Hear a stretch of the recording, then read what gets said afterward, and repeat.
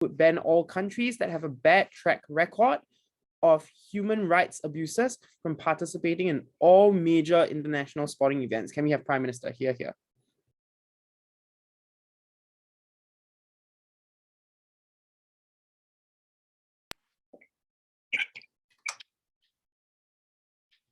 Can I be heard? Yes, you can be heard. That's lovely. Okay.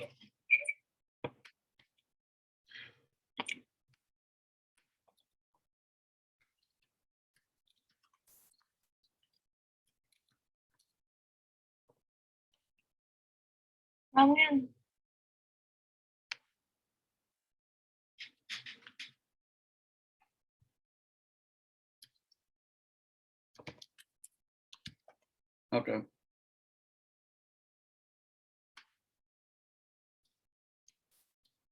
Starting my speech in. Oh, by the way, wait, give me a second. I think I'm still in Discord. Give me a bit. Okay. Starting my speech in 5, 4, 3, 2, and 1. The 1936 Olympics were held in Berlin, Germany.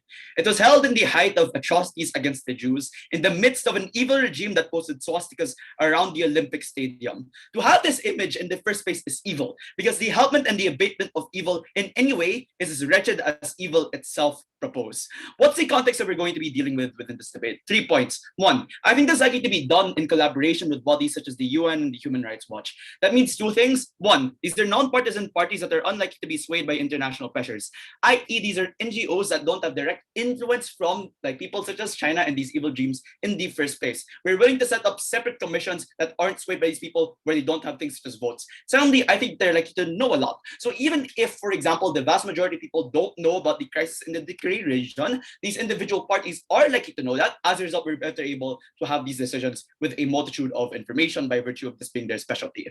Secondly, how will we decide which nation states will have bad human rights records in the first place?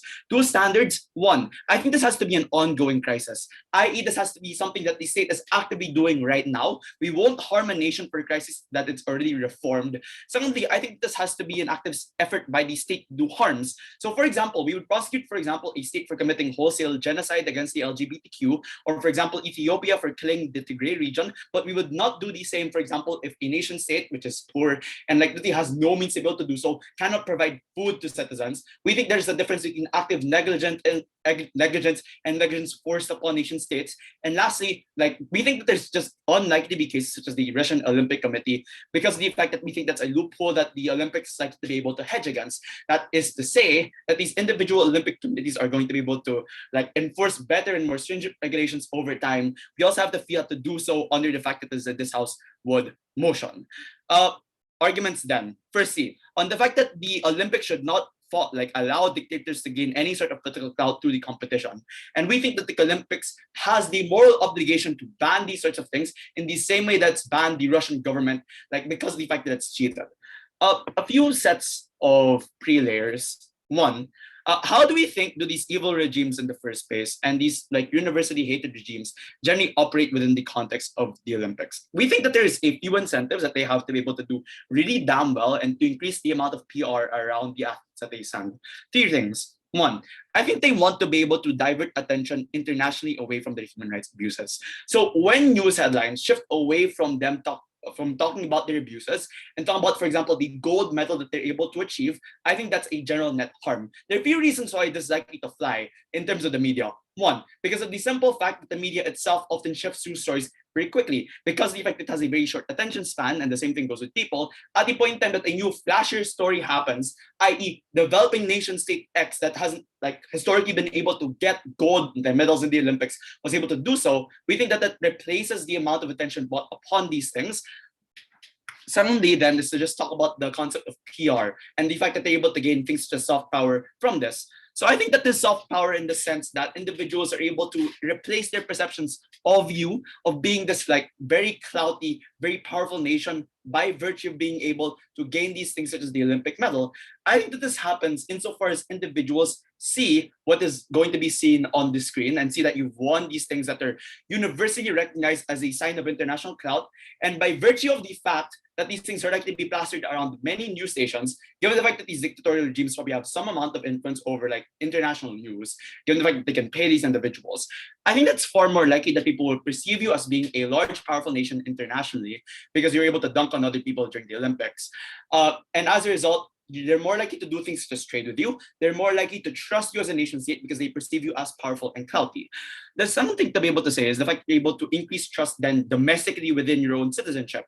So you're able to, as a nation state, take credit for these things by virtue of you probably having some amount of control over the state media, by virtue of you being able to say, we subsidize the cost for these Olympic athletes, and using like narratives of nationalism to be able to espouse the excellence of your individual nation state, to be able to distract from things such as your internet, like human rights abuses, but also increase trust within the government generally. The illustrations for these are simple. This in the same way that the Soviet Union was able to use its excellence in chess and its funding of chess organizations able to divert attention away from its human rights abuses. This is the same way that China is able to do this generally by way of like the amount of Olympic medals that wins in status quo. The impacts of this is simple. They have a huge incentive to fund these athletic divisions to be able to gain pragmatic benefits towards the regime that in the long term and in the short term increase trust within the regime, make it so that people are far less likely to uprise against it, and makes it so that boycotts are less likely to happen since there's just democratic pressure within the international community to do so because individual citizens aren't enamored or don't see these harms in the first place. Why is this bad? Why then does the Olympics have a duty to stop this? One, I think that's just bad to be able to like as a whole, it's bad to implicitly support any sort of dictatorship or evil regime for a few reasons. So one, I think that organizations and people as a whole, like regardless of whether or not you're a sports committee or whatever else, probably have a huge duty to stop evil regimes. So that, for example, looks like random brands and corporations are banding together to be able to boycott things such as apartheid and being able to fulfill a moral duty because of that. This is because they have a general duty towards the vulnerable, i.e. the people that these nation states themselves prosecute. So intuition, people have a duty towards saving or like being able to cough up their money during taxation because it helps the lives of those who are marginalized. Even if, for example, this isn't like the biggest thing ever, we still think that's generally good to contribute in any sort of way that you can.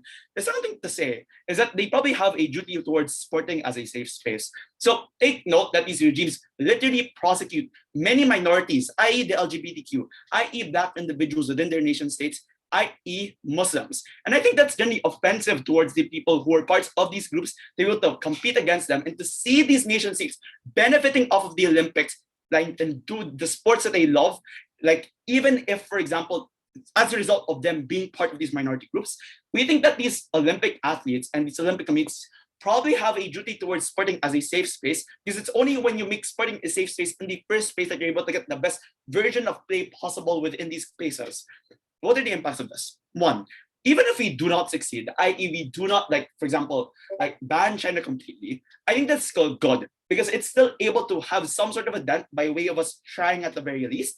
And secondly, in the case where we do succeed, we fulfilled our moral duty by way of stopping that dictator from having any sort of benefit from the Olympics. We think that we fulfilled that moral goal then. Second thing, very quickly, why is fighting for the human rights a very more important value than what they're like to say, i.e. athletes in these states? One, I don't think that they're the most important actor. These athletes themselves are probably the most privileged individuals within the societies that they exist in. And take note, they also have alternatives such as like their national sporting leagues. We don't think that they're as important in comparison to be able to foment things such as unrest within the nation states and to be able to stop things such as these abuses. We think these are the preeminent goods within the debate, and you cannot contest that. For all those reasons and more, they're empowered to propose. Thank you.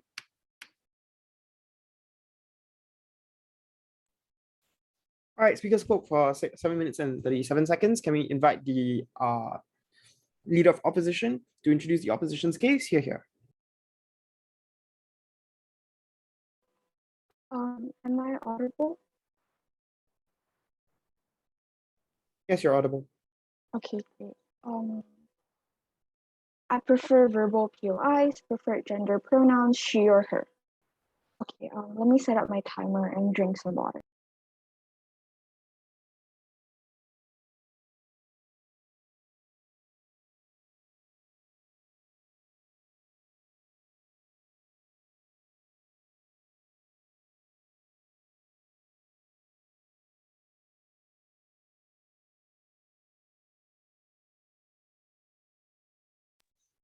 Okay. Speech starting in 3, 2, 1. Opposition believes that it's unjustified for government to just say that these individuals, these athletes, are going to like take up all of the responsibility for all of these things that their government has did, right? We think it's unjustified for them to just strip away the identity and the dignity of these athletes.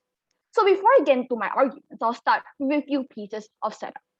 So what is the model on opposition that we support today, right? We tell that opposition will not ban the participation of these countries in major sporting events, right? We support athletes still joining and competing with other people from different countries and increasing interactions between these nations, right? Opposition also supports giving platforms outside of sports for people to advocate for human rights outside of these sports itself during the duration of the event. The stance in opposition is just that sports ought to be a platform for all who participate, and we respect the choice of everyone. So, a few responses towards the government's case, right? PM starts to say that how it shifts media attentions from human rights abuses to gold medals, right? But we tell us the shift of attention can happen not only with the Olympics itself, right? Which means to say we don't see why this is exclusive and justifies government's action to strip away the dignity and the identity of these athletes. Since the Olympic is one that happens for a year for only like 1 to 2 months, why is it then the achievement is one that's going to permanently harm these things and permanently harm all of these narratives, right? We don't see why having like sports achievements is one that's able to cover people's eyes from you abusing these people that are vulnerable, right? So therefore, a few questions for the PM. How is it then their side is able to garner change to help these vulnerable individuals and actually make their lives better? And why the media shift is one that's going to be permanent and harmful to all of the things that are fighting against these abuses? First argument today, why is the metric of human rights and is an unjustified metric into restricting the access of people to sporting events? First, let's talk about the principle of sports itself, right? We thought that sports itself is one that respects the effort and time these athletes put into it and to be inclusive towards everyone, right? We tell that your skills and your techniques is one that's prioritized within sports. Like having people to train every day for years to get yourself prepared for the most important point of your life, right? To reward those who really put in time and effort and actually have skills to participate in all of these things. We also tell that the principle of sports is compromisation between nations despite their differences. Even if there were past conflicts within nations, we tell that they still put down all of these things to harry fair games in major sporting events. Even if this country is one that's corrupted or has a bad reputation, we tell that athletes still ought to respect all of the individuals that join these competitions. And we tell that just the fact that you don't give everyone a death penalty because they did a crime, we tell that it's just the same logic, right? We also tell that sports increases like cultural exchanges within people by having interaction with everyone that comes from different social backgrounds and racial backgrounds, speaking different language, but believing in the same system of sports and believing in sports itself. Right? The second is the principle of access that these individuals athletes have to compete, right? Premise to this is just that an individual athlete should not be held accountable for the things their government do. Right? It doesn't justify what kind of person these athletes actually are because from where they come from. Right? We think it's absolutely disgusting for them to say this, right? They have no power, and moreover, these athletes have no power to intervene with all of these things either. Therefore, they have no right to be banned. And just because they are from this country doesn't mean that they ought to be stripped off of their right to this access. This is important because they've spent their entire lives fighting for this moment itself. Right? They've been training since young, sacrificing their academics to train, and there's no opt-out mechanisms by then. And we tell that training like since you're 7 or 6 or 7, and the only skills you have to earn money and to sustain yourself or your family is the sport itself, and you no longer have the capacity to opt out, right? If they are forced to opt out, we tell that there's nothing for these people to fall back on. All their blood and tears becomes nothing, and the country just doesn't have any incentive to care about them anymore if there's no national team needed for competitions, right? We also tell that it's important for them to have the ability to accrue self-dignity, right? Wanting to be the pride of their country through working hard, through putting effort and time into the sport and representing their people, their family, and their country is part of their identity and is something the government cannot strip away. Second argument, how you remove the platform for moderation and greater discourse amongst nations. Premise of this is just that sports and is a non-partisan and non-political league, right? That means that people often let down their social stances to increase interactions with other nations from different nations and different backgrounds. The process in which we're able to get greater discourse is when we accept that athletes are able to talk to each other, compete on fair playing fields, and enjoy the successes of other people and not take into account their political stances.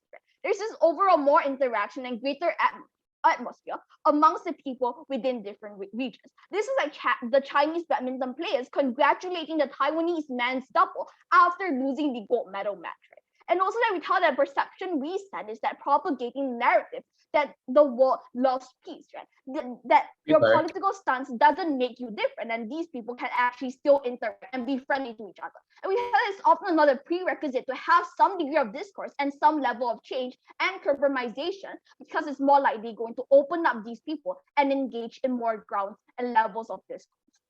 This is important for three reasons.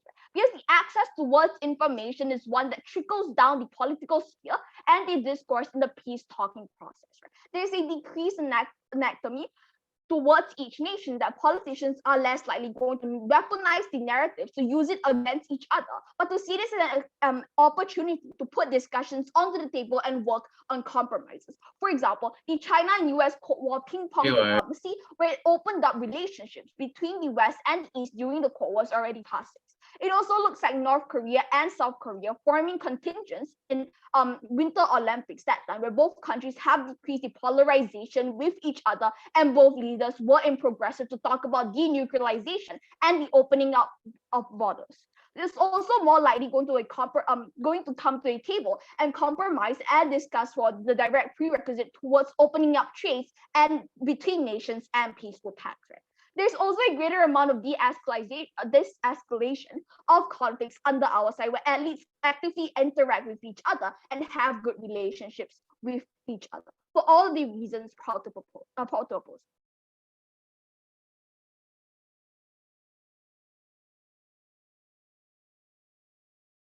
All right, thanks. Can we have the Deputy Prime Minister here?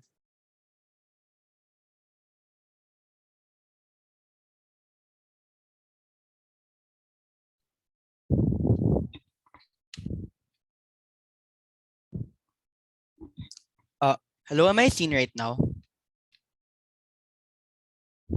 Hello? Yes, you are. Hello? Okay. How is my video, by the way? Your video is fine. As in, yeah, you can turn it on. It's fine. Okay.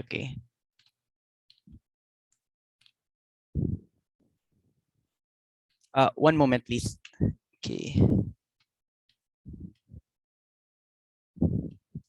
Okay. So I'll take my POIs through the voice chat, and I'll begin my speech in 5, 4, 3, 2, and 1. Panel, the Olympics is supposed to be a space for athletes of different backgrounds to gather together in peace. And sports is supposed to be something that unites people together rather than causes divisions. We believe that it's morally wrong on their side if they ignore all of the human rights abuses that have happened in the past or are still happening right now. And for that reason, we are very, very proud to propose this motion. Today, I have 2 points I'm going to explain. My first point will explain why exactly fighting for human rights is a more important value than the Olympic competition or the athletes in various states. And the second point, prior to that, I will explain how the paradigm of the opposition is faulty. Firstly, on engaging with the opposition's paradigm. So they give us 2 arguments in this speech.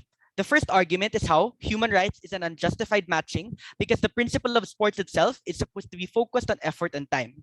So we would suggest that the primary reason for why we cannot separate human rights abuses or politics from sports is simply because we live in such a globalized world right now in the way by which we interact with different nation states. The second claim they make is on how a lot of athletes will be able to exert their fullest capacity in being able to earn money from the Olympics. First off, they don't really explain to us why the effort of the athletes is the most important consideration, considering the fact that these athletes are smaller in number as compared to the millions or like On that, millions or billions of people. Hello? point. Wait, hello. Anyway, so as I would say, no, thank you. The fact of the matter is, this is just a minority of people, and their consideration, like financial incentives, isn't that big of a deal. But secondly, I would also suggest that it's untrue they have no capacity to earn money at all. They can always participate in their local sports leagues if ever there are any. But also, I would suggest that oftentimes these people might not even deserve to have to compete in the Olympics because there are instances wherein they actually do support the human rights abuses of these nations. I'll explain that later in my second extension. Lastly, they claim that there will be more interactions between states and that they are now going to be able to build up their relations with one another. First of all, this argument assumes that the vast majority of states are unglobalized and there are no other alternatives for them to interact. But the second flaw of this argument is that there's a logical contradiction. Because if they say that sports is non-partisan and non-political, it does not logically follow that on their side, countries are going to start bringing up issues of politics as well to the organic interactions between athletes. Likely, the kind of interactions will not be meaningful because they'll only be surface level in terms of the quality of the way that this specific person play this sport. And more importantly, they don't actually explain to us on their side why exactly they're like why exactly these athletes are going to talk about the pressing issues of our society today. And I will explain that in my second point. POI. Before we move on, sure, I'll take a POI. Your obligation is only important given on the premise that you are able to fulfill it. How are you able to solve human rights abuses on your side if it's in such an important metric for you to fulfill it? So we have to be able to direct our efforts as the Olympic Committee. We're not here to completely abolish all human rights, but what we're here to make is a principled statement that we cannot stand for an attack on human dignity of many individuals. Because sports is something that is not something that's supposed to be a smokescreen for what is happening around the world. It is supposed to be something that unites us and makes us more aware of what is happening through interactions. Now, on to my second point. I want to explain why exactly in our side of the house we are able to prove to you why human rights is a much more important consideration than fighting for Olympic competitions or athletes in different states. My framing for this is that the Olympics is supposed to be something that unites people. And I have two primary reasons for why exactly it isn't possible for that on the opposition side. Firstly, we would suggest that athletes are not the most important actor. Why? Oftentimes, athletes who can afford, note that athletes who can afford to go abroad and who can afford to pay for different sorts of training are actually privileged individuals in comparison to the vast majority of people who are being harmed. The second reason is that the plight of persecuted minorities is inherently greater and more important because the harm done unto them is direct and it is greater than like some opportunity not to not earn money or to compete. The second structure reason is that oftentimes athletes are not like sometimes athletes are not individuals who will actively talk about political issues which might compromise the image of the government. And I have three sub-reasons for this. Firstly, athletes are more likely to support the administration for human rights abuses because of the fact the government often subsidizes their training. The second reason is that it is unlikely for them to use their platform to speak about human rights abuses. The government created and approved of the team representing their nation, and the state is unlikely to support individuals who are outspoken against the regime. So they would argue a possible preemption for them would be, they would say that there will be no one who will participate in the Olympics anymore. This is untrue. We would suggest that this is wrong because of the fact there's an incentive for nations to do well in sports to make themselves look better. And second, we'll be basing this off on objective metrics. How exactly do we weigh this out? Athletes in countries who are in support of human rights abuses do not deserve medals. They should not be people who should be seen as heroes in the international community because they and their countries attack certain people on the basis of their protected attributes. And second, the value of fighting for human rights and human life is more important than the lack of opportunities to compete. There are two conclusions we can draw from this argument. First, this creates a global statement that the abuse of Muslims, LGBTQ, and the poor will not be tolerated. And second, audiences are now even more aware and perceptive of human rights abuses. Now, onto my third extension, I should say, in terms of the incentive for the Olympic Committee to actually opt into this policy. We would suggest that at the point at which we continue allowing countries like Russia or China to continue participating, this could actually incentivize certain viewers and certain supporters of the Olympics to not watch anymore or to not participate. And what is the basic reason for this? The basic reason for this is that people around the world can be part of specific minority groups or specific cultural groups that these countries have been attacking in the past. For example, if it is China, a Muslim viewer who is aware of the persecution of the Uyghurs who are A, genetically related to some of them as well, and B, who have the same like moral and religious principles, might not want to watch anymore. And that's a huge base of their viewership. That's a huge portion of of who the Olympics watch it, of who exactly watches the Olympics. And a second reason then is that what this implies is that when people do this the Olympics, social media is going to be very loud and it's going to make the Olympics have an even worse reputation. A good example of this is how in the past, like a lot of people criticized the Olympics for allowing Nazi Germany to participate. And over time, this just made the people who manage the Olympics look like ignorant individuals and made them look like fools. But more importantly, as a second point, it also like in the past, the Olympic Committee has discriminated against black or trans women, and it has been swept under the rug for far too long. The Olympics should not just be absent in the midst of different human rights abuses. It should be play an active role because it is a medium by which society can interact. So so the conclusion is to this argument is that we're able to engage with all of the different levels coming from the opposition side in terms of the supposed pragmatic benefit of being able to earn money and to be able to compete, but we're also able to prove why the value of human rights, the value of human life is so much more important than any sort of sporting value. For these reasons, we are so proud to propose this motion.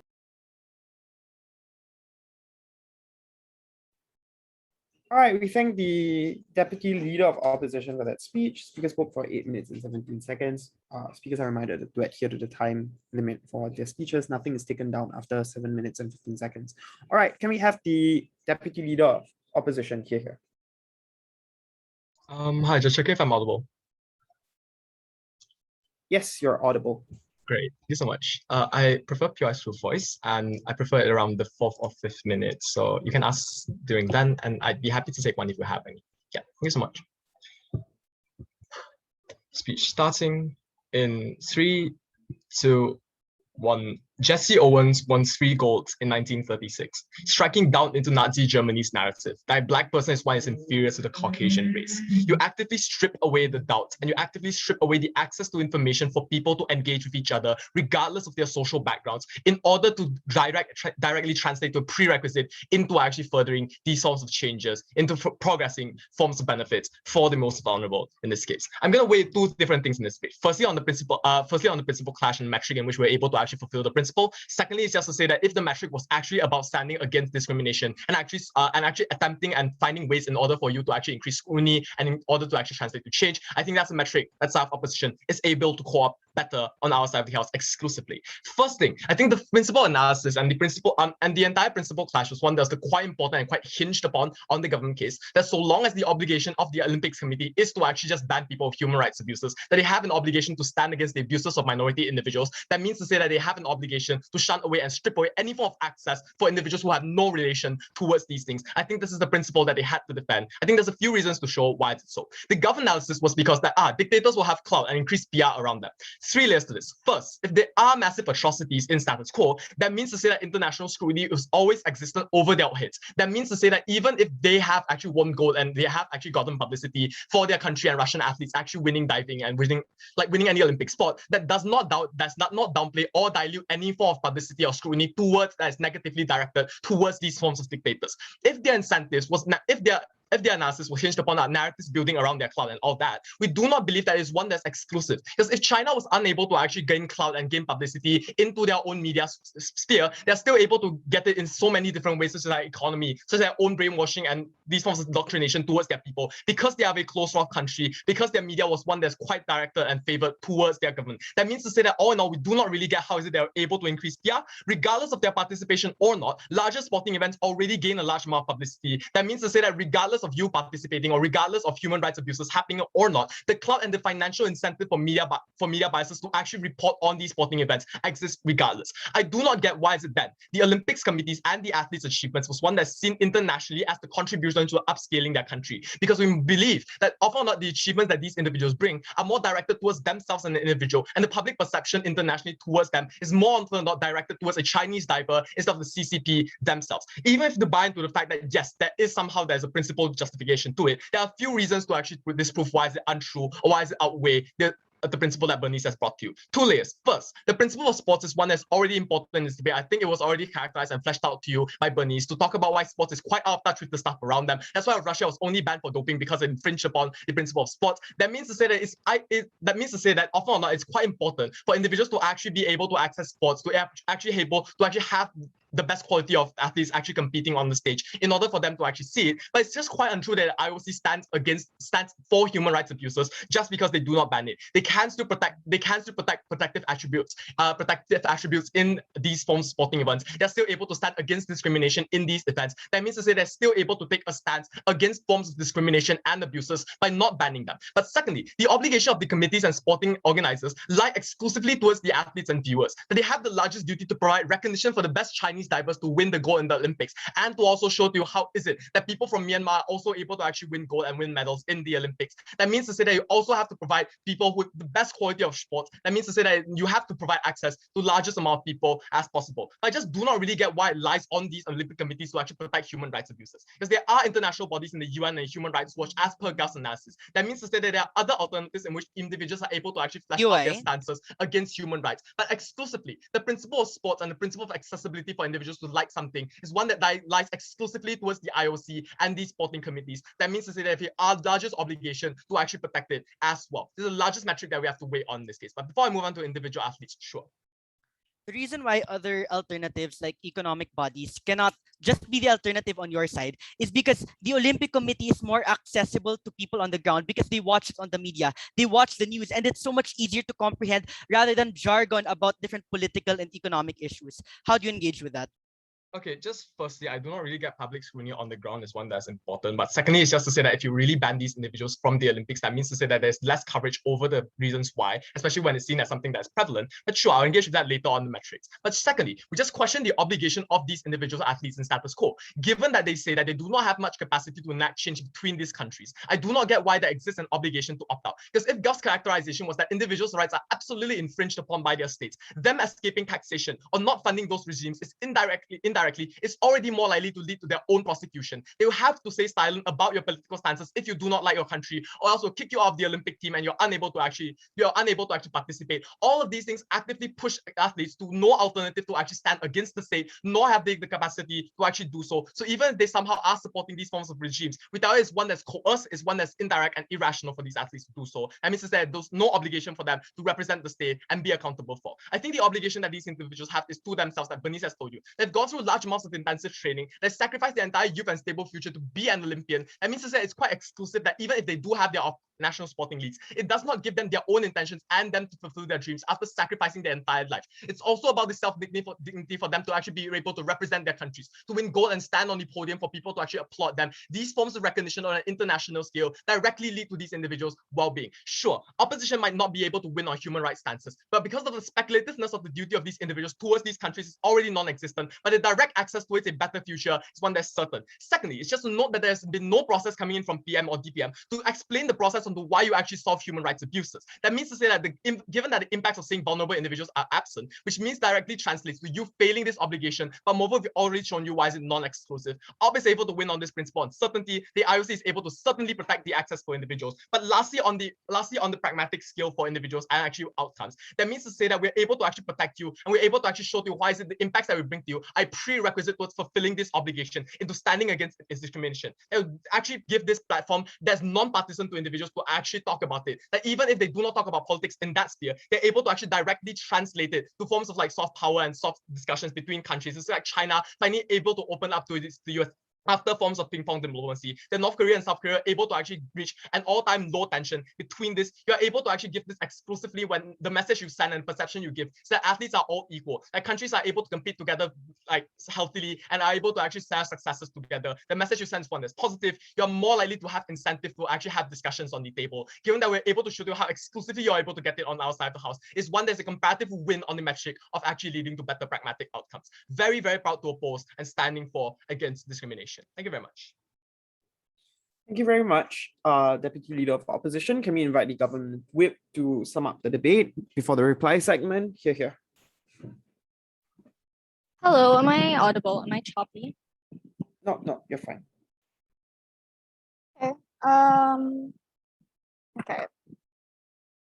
Pronouns are she, her, POIs through chat, please. But if I Is being able to open up to it. You have the access to is the entrance of foreign entities because of decreased tensions is one that's comparatively more important in our. We've shown to you how we provide greater access to slow down any form of conflict in future. And even if somehow less extreme backlash. Currently, I was able to tell you how you loosen relations between nations. In the long term, we have a greater amount of discourse, we have a greater amount of interactions. That's a prerequisite towards actually solving these abuses in the long term. Henceforth, we're able to guarantee a greater probability of you succeeding it. Therefore, we're very, very proud to oppose.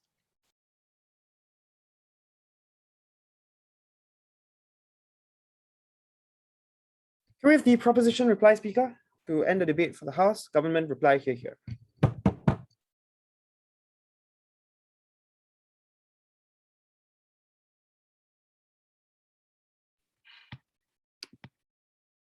Can I be heard?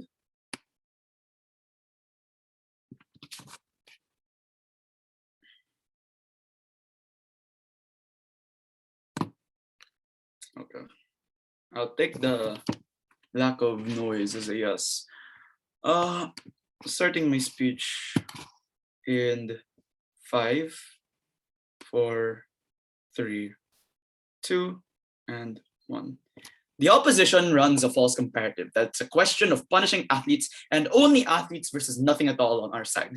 We think that the true comparative is punishing the state, protecting minorities versus the athletes who are already privileged that we think have alternatives in status quo. What we're going to talk about in the speech, two things. One, principled outcomes, secondly, on the pragmatics. Op talks about in the first issue about the value of sports as being meritocratic and the athletes should be held accountable for something that their government did. Government talks about the fact that these creates factual harms against minorities, and those are the actors that we care about the most. Take note, this is the main way that we impact this argument, and they can push the burden on us to be able to destroy all human rights abuses, because the value of this is that we do not support these dictatorships and give them any sort of tool to be able to legitimize themselves in itself is a good. Let's talk about the weighing between these things in terms of two metrics. Firstly, the actors who are harmed, and secondly, the principal duty towards sports. I think that the actors on our side are far more valuable for a litany of reasons that they've conceded to. One, the fact that these like Olympic level athletes probably have alternatives on their side and are probably the most privileged individuals within their regimes. So national level sports already dictates the fact that they're able to have a fallback regardless of the Olympics existing. I think that the state, in having invested so much money into them, are unlikely to just cut them off from any sort of benefits.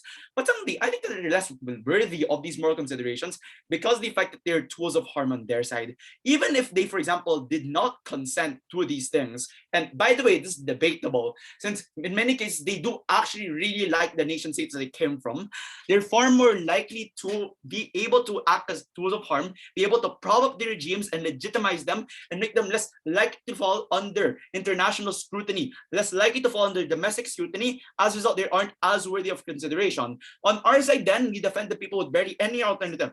This looks like the fact that they're able to create even one less year of political power for these nation states as a result of the backlash that happens against these nation states. As you get more and more backlash against them, we create benefits for the athletes who are marginalized on the ground, who are part of these minority groups such as the LGBTQ, when they see that these nation states who are harming their brothers and sisters aren't part of the Olympics and are benefiting from them. But lastly, they can't just respond to this by saying it's non-exclusive, because that's not the point. Like, just a little bit of benefits is in itself a moral good, like, because the fact that these people are far more vulnerable than the individuals that they talk about. The second principled clash is on the principal duty towards sports. in our POI, we already said that we ban athletes on the basis of their nations cheating, even if the individuals within those nation states didn't cheat. Is important because it is done on the fact that other nation states' athletes do not trust any of the athletes from their side and from those nations to be able to like do it as well, and as well they can't compete as well generally. That violates the principle of fairness. On our side, we do the same thing in terms of these nation states creating generalized harms against the minorities on our side of the house. Take note that all of the athletes under their side necessarily have to be mouthpieces for the regime by virtue of the fact that they have total control over what they say and what they do. The fact that these like pragmatic harms themselves exist means that it's justified to ban them, because the fact that we want to prevent those moral harms in the first place and you don't want to abet and benefit those regimes. There's something that I'm going to talk about is on pragmatic outcomes. On Gov, we dictated the huge amounts of pragmatic harms that happens as a result of the motion. And we dictated that we're able to create backlash against these objects. But secondly, that we can take those pragmatic benefits away at the point in time that we don't let these Olympians compete within these things. They had one response to this. They said that's unexclusive. One, the frame of this debate already rebuts that. There's an added form of scrutiny that happens in conjunction with all the other political and economic forms of scrutiny. Secondly, you already dictated why it's important regardless, because you don't want people from other nation states supporting you. We don't want to legitimize these regimes in any sort of way, even if it's like small, because the fact that these Olympic committees themselves don't want these things to happen and they have a duty towards these minorities. On up, they talk about cross-pollination, but the frame of this debate already rebuts that. These nation states have already globalized necessarily because of the way that globalization happens. The reason why they're abusive is they want to be abusive, not because they've seen the light of the West, but suddenly they just say that you lose tensions, but they never say why these tensions are themselves bad. If it's pressure on them to change, we think that's necessarily good when you get these things on our side of the house. For all the reasons and more, the proposed. Thank you.